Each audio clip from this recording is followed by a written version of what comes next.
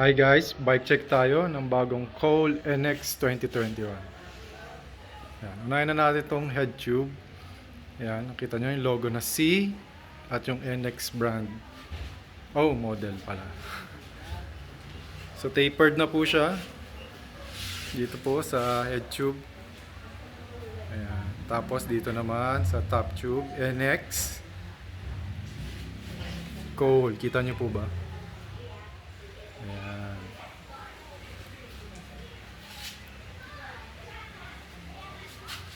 Ayan, may nakasulat pong tri-factor.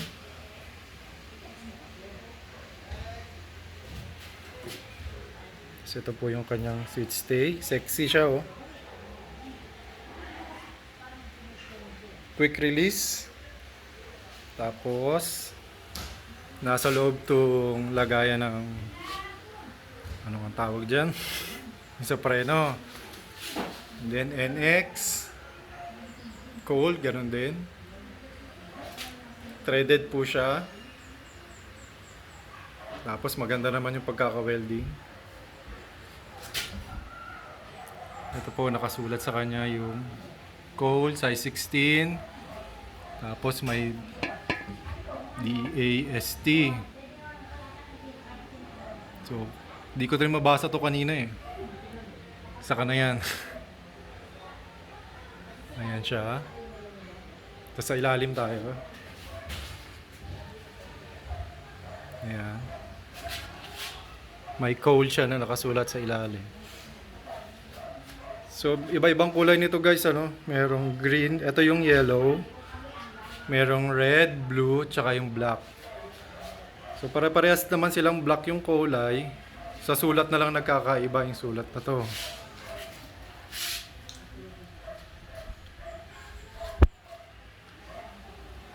Ayan guys, kung mapapansin nyo, merong frame na kagayang-kagaya niya, yung sikat na frame. So, kayo na mag-isip kung ano yun ha, hindi ko babanggitin. Pero alam nyo na yan. Kabilang side tayo. Ayan. Ito, interesting to eh. Oh.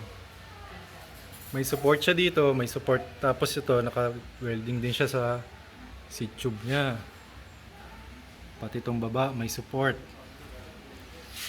Tapos guys, pag pinitik nyo to, oh, makapal siya. Mukhang hindi siya batted. Pero hindi ko sure ah.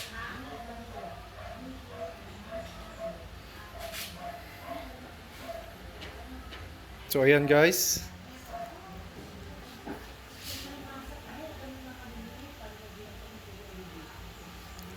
May napansin nga pala ako dito na hindi ko gusto.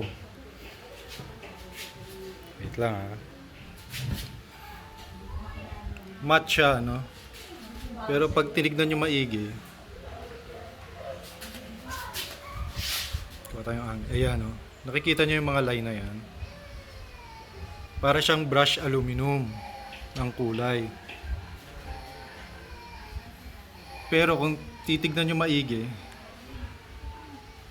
wait lang. Yan na talaga yung aluminum material. Manipis yung pagkakapintura niya. Oh. Manipis lang yan guys. Kaya nga may gas-gas na siya agad eh. Kaka-deliver lang nito kanina. Pero may gas-gas na. Eh ito.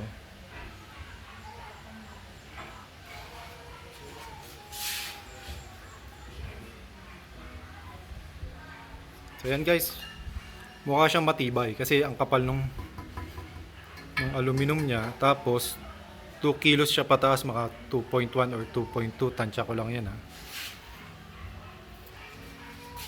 So makakapal siya guys ha. Kung XC build to, pang XC. Although formang enduro siya. So nakuha ko po siya ng 8,000 pesos. Ayan. Thank you guys.